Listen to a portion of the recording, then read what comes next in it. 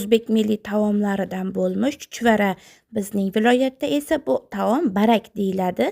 Bugun sizlar bilan obed mahalga ayamlarnikida tugma barak tayyorlaymiz. Dast avval namakob suvga xamirlarni elakdan o'tkazib solib, o'rta qattiqlikda xamir olib qo'yamiz va xamir qancha ko'p dam olsa o'shancha yaxshi. Tayyor qiyma ustiga mayda to'g'ralgan piyozni solib, aralashtirib, xamirlarimizni birin-ketin qo'lda yoyib, katta qilib yoyib, videoda ko'rsatilgandek mayda-mayda qilib kesib olamiz. Yana kimning menga o'xshab qizlik uyida mana shunaqangi xamir ovqatlar qilishga g'ayrat akalari kelib ketadi. Kommentariyada albatta yozib qo'ying.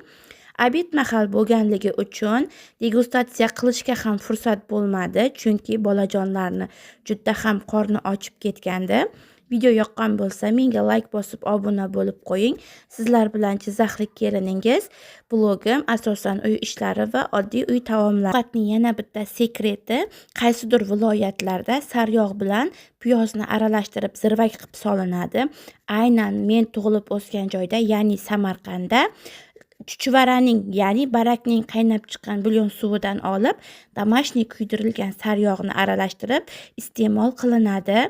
Degustatorlar uje ovqatni boshida. Video yoqqan bo'lsa, like bosib